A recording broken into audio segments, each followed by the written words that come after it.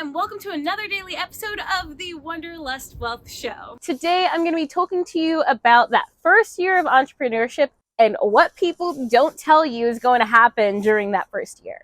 And newsflash, you're probably not going to make $1 million that first year of entrepreneurship. Just letting you know.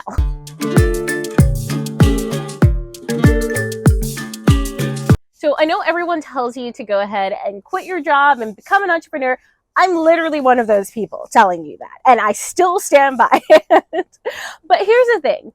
If you have been working in corporate America and you've been following the path for the last however many years, that first year of entrepreneurship is going to be wild. You don't know what you don't know. Let me tell you, this last year, I've learned so freaking much about building a business, about taxes, about marketing, about funnels. There's just like so many different parts about it. And especially if you come from a somewhat traditional like engineering or doctor, being an entrepreneur is going to be completely left field. Like it's a very different bowl game that you're playing. But that's okay. And that's the exciting and fun part about it.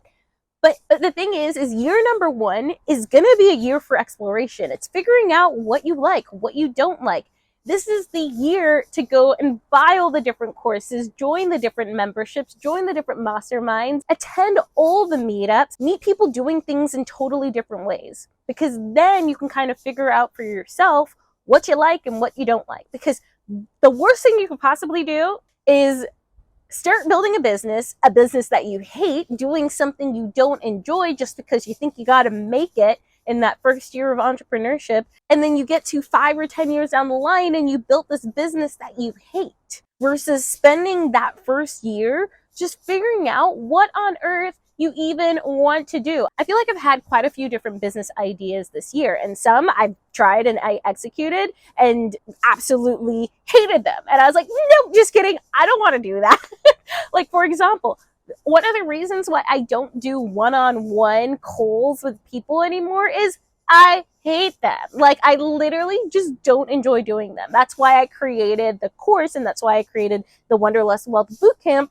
It's because I'm more of a one-to-many kind of person, not a one-to-one kind of person when it comes to educating. Because I don't love having to repeat myself over and over and over and over and over again with the exact same questions when I've already said it to a bunch of other people. And I think that comes from my engineering background. I love efficiency. But yeah, that year number one is the year that you're supposed to go and trial the different things, see what works, see what doesn't work, see what you like, because that's going to help you really develop the business that you love. Because you want to get to 5-10 years down the line and still freaking love your business. Now, you may be pivoting your business at that point. It doesn't mean that everything that you start right now is going to be exactly what you do 10 years from now.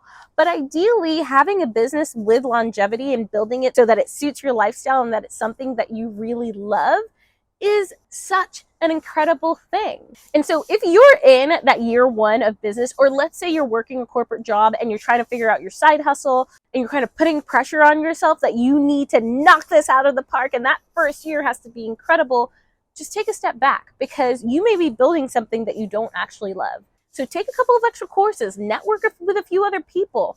Someone may be doing exactly what you're doing right now. Try and find people who are doing what you're doing and see what their life is like. See what their business is like. See how they run things. Is that the way that you actually want to be running things? Or is the way that they're doing it kind of make you want to cringe? Or maybe the way that they're doing it is perfect. It's exactly what you want to be doing too. But the only way you can even figure out what you want to do is to just jump and do it. It's to try it. It's to get out there. It's to make mistakes. It's to figure out what works for you. And so a lot of people are afraid of kind of going and trying the thing, but if you don't try it, you're just never going to know. You literally will never know, and you're always going to be thinking, what if? And so if you have a business idea or if you have something you want to try, I'm going to challenge you to go out there, find someone who is doing it the way you think you want it to be done, or who is living the life you think you want to live, and just see how they're actually running their business.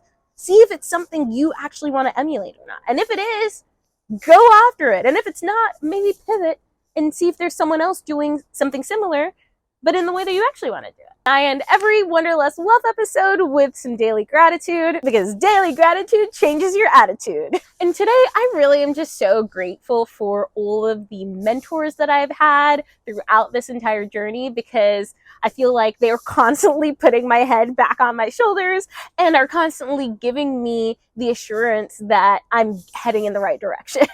So thank you guys. You know who you are, and you're probably not watching this video. And don't forget, y'all, life is just way too short to choose clouds.